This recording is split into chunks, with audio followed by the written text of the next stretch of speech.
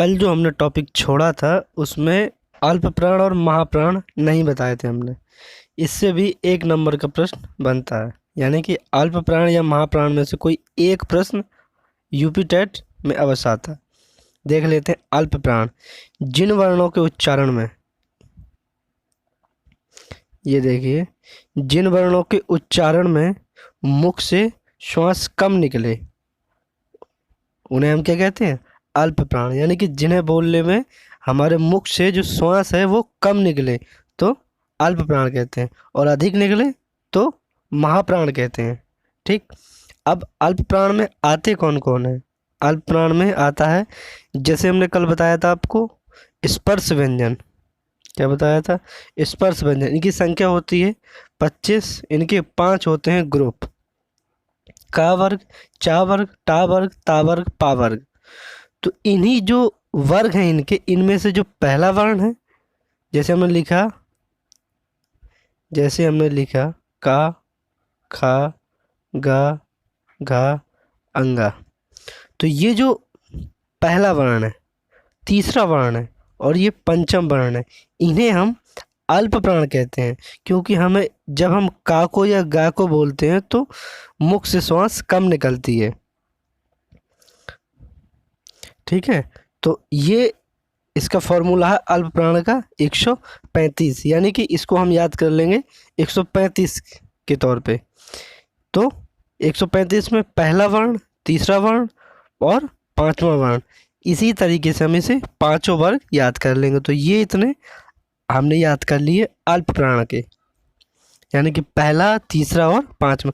इसके अलावा जब हम या, रा, ला, वा बोलते हैं तो भी श्वास कम निकलती है, तो इन्हें अवश्य याद कर लेना, या, रा, ला, वा, क्योंकि पेपर में यही अधिक पूछा जाता है।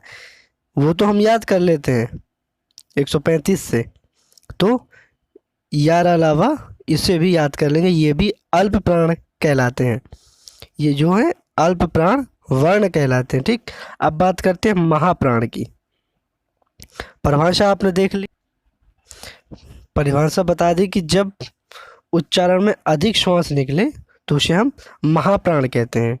इसका फॉर्मूला है 24, यानी कि जो बच गए हैं, जो हमने वर्ग लिखा था उसमें से पहला, तीसरा, पांचवा अल्प प्राण है, लेकिन जो बच गया है कौन कौन, दूसरा और चौथा, वो होते हैं महाप्राण। जब आप का को बोलेंगे तो श्वास कम निकलेगी, लेकिन खा को बोलेंगे तो श्वास अधिक निकलेगी। यही इसमें अंतर है। तो अगर जैसे कोई ट्रिक भूल जाती है तो आप बोल के भी उस शब्द को, उस वर्ड को आप बोल के भी पता लगा सकते हैं कि अल्प प्राण है या महाप्राण है। तो ये दूसरा और चौथा, ये पांचों वर्ग हैं। इसके अलावा ये ऊष्म व्यंजन सा, सा, सा, हा, ये भी महाप्राण है। और यहाँ पे जो यारा लावा थे, ये अंतस्थ व्यंजन, ये अल्प प्राण है। तो ये अल्प प्राण और महाप्राण हो गए। अब हम बात करते हैं, इसमें कोई कंफ्यूजन नहीं होनी चाहिए अल्प प्राण और महाप्राण में, क्योंकि बहुत ही सिंपल है। इसके बाद आता है घोष, अघोष। घोष को ही हम शाघोष कहते हैं। क्या कहते हैं?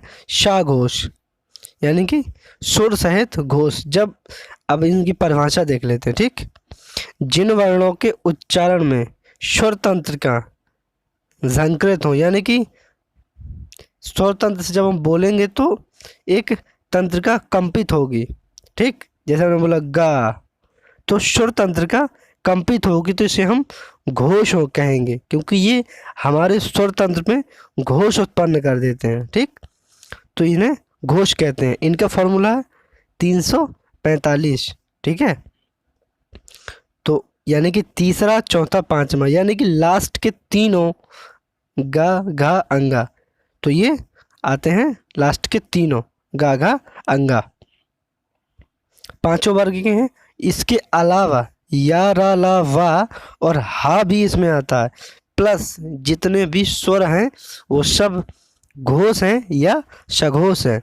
इन्हें हम क्या कहते हैं? घोष या सघोष। ठीक, तो इसमें संख्या अधिक है याद करने के लिए, तो फॉर्मूला 345 है। और लास्ट के तीनों हैं। इसके अलावा अंतस्थ व्यंजन और ऊष्म व्यंजन में केवल हा घोष है, जिनमें स्वर तंत्र का झनकृत न हो अघोष कहलाते हैं।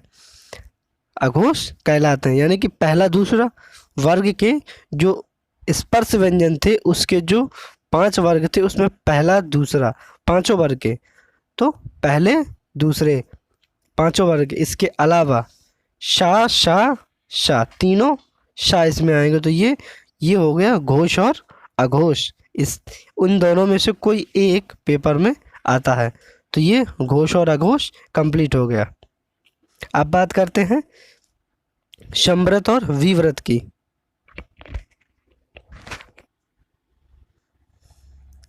चलिए, कल हमने स्वरों को पढ़ा था, व्यंजन पढ़े थे, स्वर पढ़े थे। स्वर के हमने जो भाग बताए थे ह्रस्व, दीर्घ, प्लतु, ये उच्चारण काल या उच्चारण के आधार पे या मात्रा के आधार पे। इसके अलावा भी स्वरों के कई भेद हैं, जैसे जीभ के अग्रभाग के आधार पे, जैसे अग्रभाग के आधार पे ये 4 स्वर होते हैं, जिनको उच्चारण में जीभ का अग्रभाग काम आता है तो इन्हें अग्र स्वर कहते हैं, और आ को मध्य स्वर कहते हैं। यही पूछा जाता है पेपर में कि जो आ है उसे हम कौन सा स्वर कहेंगे, तो ये मध्य स्वर है, और इसी में गलती कर जाते हैं क्योंकि ये सबसे पहले आता है, तो ये मध्य स्वर है, इसे याद कर लेना। पश्च स्वर जो अग्र और मध्य के अलावा जो बचते हैं उन्हें हम पश्च स्वर कहते हैं। जब आप बोलेंगे तो इसमें जीभ का अग्र भाग लगेगा तो अग्र स्वर, मध्य भाग लगेगा तो मध्य स्वर, और पीछे का जो हिस्सा लगेगा तो उसे पश्च स्वर कहेंगे। ठीक है, अब आते हैं समृत, विवृत। और देखिए, जब मुख विवर, जब हम बोलते हैं तो मुख कितना खुलता है, इस बात को हम विवृत कहते हैं। ठीक, विवृत या समृत कहते हैं। जैसे विवृत, जिन स्वरों के उच्चारण में मुख द्वार पूरा खुला, जैसे आ बोलेंगे तो मुख पूरा खुलेगा तो इसे हम विवृत कहेंगे। तो बड़ा जो आ है वो विवृत का उदाहरण है। इसके अलावा अर्धवृत, जब हम कोई भी वर्ण बोलेंगे तो उसमें हमारा जो मुख है वो आधा खुले तो उसे अर्ध विवृत कहेंगे। इसमें ये 4 एग्जाम्पल आते हैं। इसके अलावा अर्ध समृत, अर्ध समृत से पहले समृत देख लीजिए, जिन स्वरों के उच्चारण में मुख जो है वो मुख द्वार लगभग बंद रहता है, जैसे ई बोलते समय या ऊ बोलते समय लगभग मुख स्वर बंद रहता है, और जब अर्ध समृत इसमें थोड़ा खुल जाता है तो ये आएंगे इसमें। तो इन्हें भी आप देख लेंगे अच्छे से एक बार। तो ये हो गए विवृत और समृत।